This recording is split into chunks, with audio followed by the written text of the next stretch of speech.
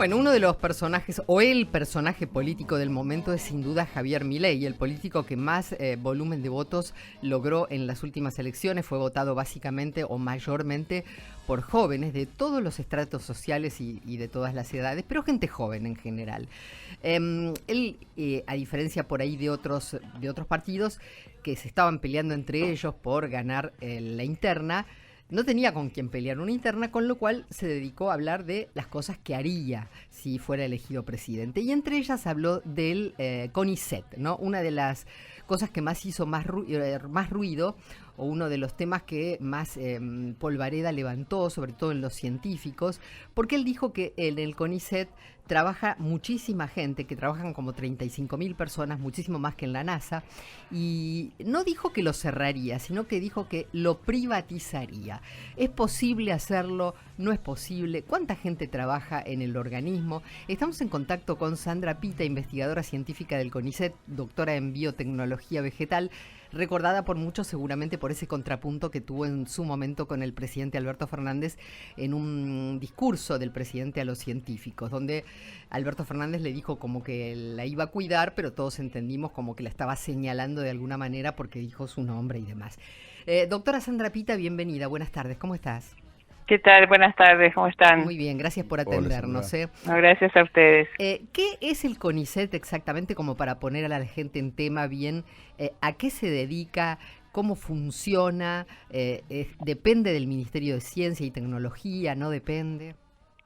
Bueno, yo casualmente escribí un libro que salió publicado hace 2 años donde explico lo que es el CONICET, porque estas preguntas siempre han surgido. Cuando estaba en las redes y no era tan conocida, pero sí me seguían algunos que estaban interesados en ciencia, justamente estas eran las preguntas que hacían.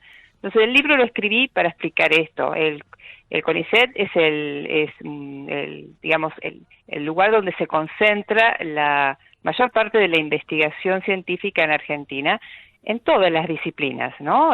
Pasando medicina, las áreas de ingeniería, de agronomía, las sociales, todas las disciplinas de las ciencias están representadas en CONICET. Uh-huh. Y es un organismo federal, ¿no? O sea, hay investigadores en todas las provincias, y bueno,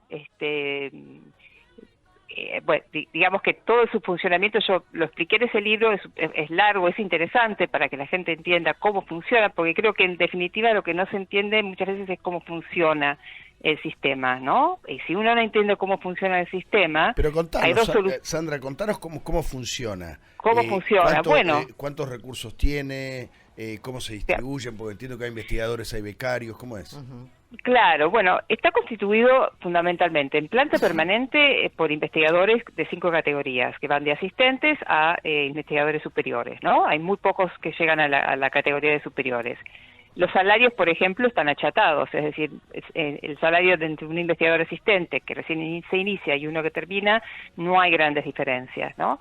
Después hay esos son más o menos 12.000 de planta permanente de investigadores. Uh-huh. Después hay de planta permanente hay unos 3.500 técnicos, cosa que en realidad debería haber una mayor cantidad de técnicos porque son fundamentales en el trabajo científico, ¿no? El técnico es el que, por ejemplo, bueno, yo tengo un técnico en un equipo determinado y esa persona sé que conoce el equipo, lo va a cuidar, se va a hacer cargo y tengo resultados que son reproducibles, ¿no? En cambio, nosotros tenemos mucho déficit porque durante mucho tiempo no hubo ingresos de técnicos. Después hay después está la planta administrativa, que está en todo el país, porque no está en un solo lugar, está en todo el país, que son creo que unos 2.500, uh-huh. Y luego están los becarios doctorales y postdoctorales, que no son planta permanente, que son personas que reciben una beca para hacer su doctorado, para hacer su postdoctorado, uh-huh. Y que eso no implica necesariamente que después tengan que ingresar a CONICET. Uh-huh. El gran problema que se dio en estos años ¿Cuántos fue becarios hay, sabés, más o menos? Y hay unos 12.000, es más o menos unos 12.000. Claro, estamos en 18.000 de planta permanente y 12.000 becarios, estaríamos en 30.000 personas que trabajan en el CONICET. Claro. El tema fundamental es que todas estas personas, es decir, pueden ser de alta calidad y en general porque en general para ingresar uno tiene que ser altos promedios, se tiene que haber hecho trabajo, es decir, y es una carrera muy muy exigente. El gran problema es que si uno va a ver la productividad, muchas veces eso no se ve reflejado porque no tenemos suficientes recursos. Es decir, no aumentó mucho la política kirchnerista, fue aumentar la planta, que en un primer momento se necesitaba, porque en el 2004 la edad promedio era de 56 años, estaba envejecida, estaba por desaparecer el CONICET. Bueno, se revitalizó con más ingresos, más becas, se necesitaba aumentar la planta, pero después pues, tiene que llegar a un punto de equilibrio, ¿no? Donde tiene que haber una proporcionalidad entre la planta y los recursos que uno tiene para poder permitir que esa gente trabaje adecuadamente. Claro, si ¿no? Ahora, sin recursos no tiene mucho sentido. Ahora, Sandra, porque estamos hablando de 30.000 personas, que es un montón de gente, es una cancha. Está medio hipertrofiado, sí, está medio hipertrofiado, pero por lo que te estoy diciendo. Pero, claro. además hemos visto en los últimos, ahora no, ya hubo una polémica alrededor del CONICET tiempo atrás, ahora se repite en realidad, que tenía un montón de investigaciones de gente a la que le pagan para investigar, no sé, cómo el cómic de Batman hizo tal cosa, cosas que uno mira y dice, ¿por qué gastamos plata con eso, con las prioridades que hay en la Argentina? ¿Quién elige los temas? ¿Cuál es el criterio? Claro, bueno, eso fue buscar títulos y no profundizar demasiado. A ver, sí, hay muchos, seguramente hay muchos proyectos, incluso hasta proyectos en las áreas duras, ¿no? Como él dice, las áreas duras, que también no son muy fuertes, que pero el tema es que esos proyectos son elegidos, son seleccionados cuando el investigador entra a la carrera, presenta un proyecto y la comisión evaluadora, que está constituida por pares, ¿no? Por gente por ejemplo, si uno ingresa en historia, bueno, la comisión evaluadora está constituida por determinados miembros de la carrera del investigador científico que corresponden a ese área, y son ellos los que eligen esos temas. Muchas veces lo que ocurre es que en el mundo algunos temas se ponen de moda, y esto pasa también en las ciencias exactas y naturales y en la medicina. Hay temas que se ponen de moda de repente, entonces todo el mundo está trabajando en eso. Bueno, y en las sociales también ocurre, hay temas que son moda y después pasan y después vienen otras modas, y hay otros temas que permanecen en el tiempo.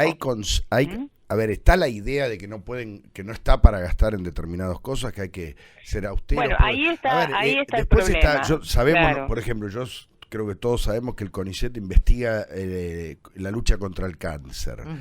Digo, por ahí es en estos momentos donde la Argentina está pasando una crisis descomunal, podemos elegir y darle más recursos al que investiga el cáncer y al que investiga la tira de Batman, decirle, mira, no te podemos dar plata ahora. Bueno, ahí está el problema, hay que estrategizar, hay que hay que elegir, seleccionar aquellos temas, como hacen en todas partes del mundo, que le interesa, que son más importantes para el desarrollo del país, sin dejar de lado las áreas sociales, pero hay algunos temas que yo no me quiero poner en Torquemada y en decir este sí, este no, porque para poder decir eso alguien lo tiene que decir. Me refiero a individualizar gente, a individualizar. Yo lo que digo es, en general, sí, hay proyectos en todas las áreas que no deberían ser financiados, ¿no? Y hay proyectos que sí tienen que ser, pero acá hay que tener el ministerio. ¿Para qué fue formado? Casualmente un poco para eso, para estrategizar, para decir, bueno, cuáles son las líneas estratégicas. Y evaluar ahora, ¿qué pasa?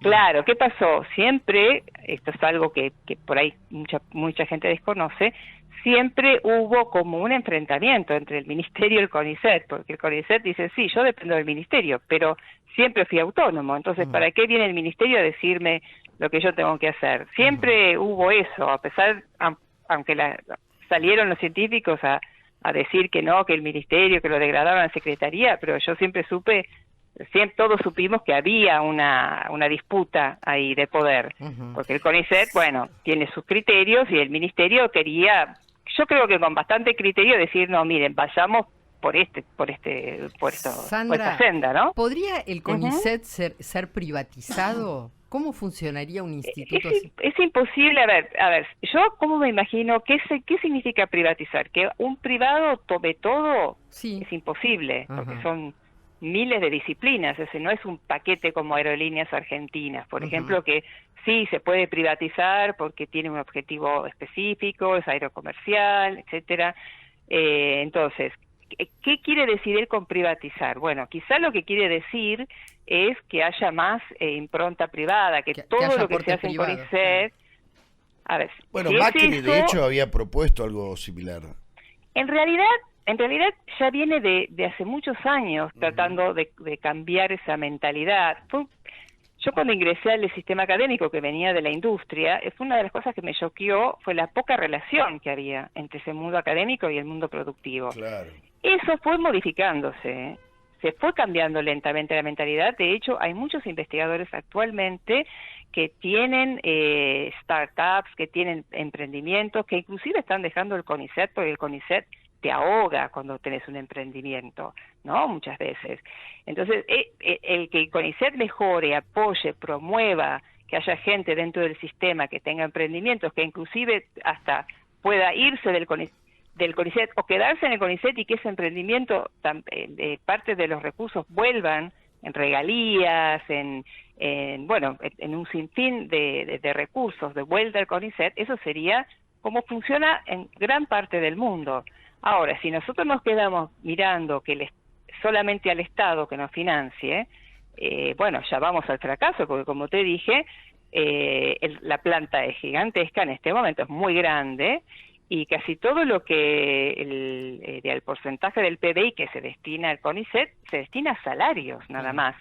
Y para realmente hacer trabajos tenemos los subsidios que provienen de préstamos del BID o del Banco Mundial, lo que fuese. Entonces, bueno, ahí hay que replantearse. Él, por supuesto que va a tener una consigna que va a llegar como una patada, ¿no? Porque eso es lo que él siempre busca. Pero sí hay que replantearse exactamente cómo reformular ese CONICET para hacerlo más viable. Porque va a llegar un momento donde realmente, sin querer ser ñoqui, yo conozco gente que se ha ido, ha renunciado, porque dice, yo no puedo trabajar, entonces ¿para qué? Y además, si realmente uno tiene vocación científica, no tiene vocación de ñoqui, porque justamente es todo lo contrario. O sea, nosotros estamos acostumbrados a... Miren, yo lo que estoy atendiendo ahora, acabo de terminar una evaluación para Dinamarca, ¿no? Obviamente totalmente gratis hacemos este tipo de cosas, o sea, además, por el placer que tenemos, ¿no? Al que trabaja le deberían duplicar el sueldo, y para eso lo que hay que hacer es no pagar al que no labura, digo, no hay mucho misterio. Bueno, exacto, bueno, también eso hay que fijarse bien, quién es el que está trabajando. A veces hay gente que tiene poca productividad porque hay situaciones específicas que hacen que esa persona no tenga, por ejemplo, los insumos. Te cuento un caso de una repatriada que realmente vino de un país donde tenía altísima productividad, una chica realmente increíble, y acá empezó a desaprobar, no producía nada. ¿Por qué era? Bueno, una de las causas era que uno de los insumos que ella utilizaba era importado, y fue justo la época donde la época anterior, ¿no? Muy parecida a esta, donde había problemas con los insumos importados, y tuvo que utilizar un insumo nacional que se le contaminaba todo. Y claro, en el afán por hacer bien el experimento, ella buscaba, finalmente desaprobó, creo que no pudo publicar nada, tuvo que pedirle a un amigo que estaba en el extranjero que le trajera clandestinamente el insumo. Qué bárbaro. Y ahí este tipo de situaciones, por ejemplo, no son conocidas por la mayoría de la gente. Y entonces lo único que ven es la productividad. Está bien, hay que ver esos números, obviamente, pero después hay que preguntarse por qué. Tal cual. ¿Por qué esa baja productividad? ¿Y cómo podemos revertirlo? Porque el potencial vos vas a cerrar algo que tiene un enorme potencial en productos. Entonces, vamos a profundizar un poquito. Yo creo que está sobresimplificando todo. Básicamente porque la gente ahora quiere, yo entiendo, yo también estoy harta. Es más, si yo no fuera del CONICET y no conociera todo esto, también diría, pero sí, ciérrenlo. Porque yo entiendo a lo que los piden, Seguro, pero conociendo desde adentro me doy cuenta que esa no es la solución y que realmente es muchísimo más provechoso buscar mejorarlo y optimizarlo. Sandra, gracias por su tiempo, un placer escucharla. No, gracias, muchísimas gracias a ustedes. Sandra Pita, investigadora científica del CONICET, directora de biotecnología vegetal.